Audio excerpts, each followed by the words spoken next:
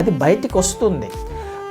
నన్ను నేను ఆయన వాక్యానుసారంగా జీవింప చేసుకుంటున్నాను అని అంటే అర్థం ఏంటి అని అంటే, నా హృదయాన్ని భద్రపరుచుకుంటున్నాను అంటే అర్థం ఏంటి అని అంటే, నా ఆత్మలో నేను వర్ధిల్లడానికి ప్రయత్నం చేస్తున్నాను, ఆత్మీయ జీవితం జీవించడానికి ప్రయత్నం చేస్తున్నాను అంటే అర్థం ఏంటి అని అంటే, ఆయన లేఖనాలకు నేను విధేయత చూపిస్తున్నాను అని అర్థం. ఎంత విధేయత చూపిస్తున్నావు? అందులో 1% నీ ఆలోచనలు ఉన్నాయా? కుదరవు. చెప్పింది చెప్పినట్టుగా ఆయన ఏదైతే చెప్పాడో దానిని చెప్పినట్టుగా చేయడానికి, సబ్మిట్ చేసుకోవడానికి ప్రయత్నం చేస్తున్నప్పుడు నేను ఆత్మలో వర్ధిల్లుతున్నట్టు కదండి, ఆత్మీయతలో వర్ధిల్లుతున్నట్టు, ఆత్మానుసారమైన జీవితం జీవిస్తున్నట్టు. అలా జీవించుకుంటూ వెళ్తున్నప్పుడు నీకు వెంటనే మేలులు జరగకపోవచ్చు, వెంటనే ఆశీర్వాదాలు రాకపోవచ్చు, అన్ని పరిస్థితులన్నీ మారిపోవాలి అని అవ్వకపోవచ్చు, అన్ని పరిస్థితులన్నీ మారిపోతాయి అని అనుకోవడం పొరపాటు. ఎప్పుడు జరుగుతుంది ఇది? నువ్వు చేయాల్సిన పని నువ్వు చేస్తున్నప్పుడు దేవుడు చేయాల్సిన పని దేవుడు చేస్తాడు కదండి. ప్రయాణంలో శుద్ధులయ్యారు వాళ్ళు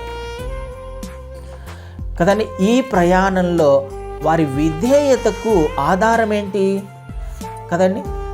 ఆత్మీయతలో నువ్వు నేను మనం వర్ధిల్లుతున్నాము అని అంటే మనలో కనిపించాల్సిన లక్షణాలు ఒకదానికొకటి లింక్ అయి ఉంటాయి. నేను విధేయత చూపిస్తున్నాను అని అంటే విధేయతకు ఆధారమైనది ఒకటి ఉంటుంది. నేను విధేయత చూపించడానికి ఆధారం ఏంటి?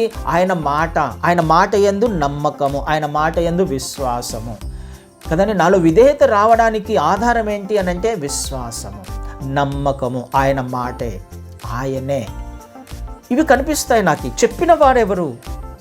నా జీవితాన్ని బాగు చేస్తానని చెప్పిన వారెవరు? నా జీవితాన్ని ఆత్మీయతలో నడిపిస్తానని చెప్పిన వారెవరు?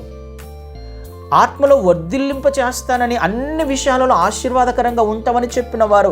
ఆ విషయం నాకు అర్థం అవ్వాలి. దాని మీద నాకు నమ్మకం ఉన్నప్పుడు నేను చూపించేది విధేయత. ఈ రెండు ఒకదానికి ఒకటి ఇంటర్లింక్ అయిన విషయాలు. విధేయత లేకపోతే నువ్వు విశ్వాసము నీలో ఉండదు. విశ్వాసం ఉంటేనే నువ్వు విధేయత చూపించగలవు. నువ్వు విధేయత చూపిస్తున్నావు అని అంటే నీలో విశ్వాసం ఉంది అని అర్థం కదండి. ఏ ఒకటి లేకపోయినా ఇంకొకటి లేదు. నేను విధేయత చూపించలేకపోతున్నానంటే అర్థం ఏంటి? ఆయన యందు విశ్వాసం లేదు అని, ఆయన ఎవరో నాకు ఇంకా అర్థం కాలేదు అని అర్థం.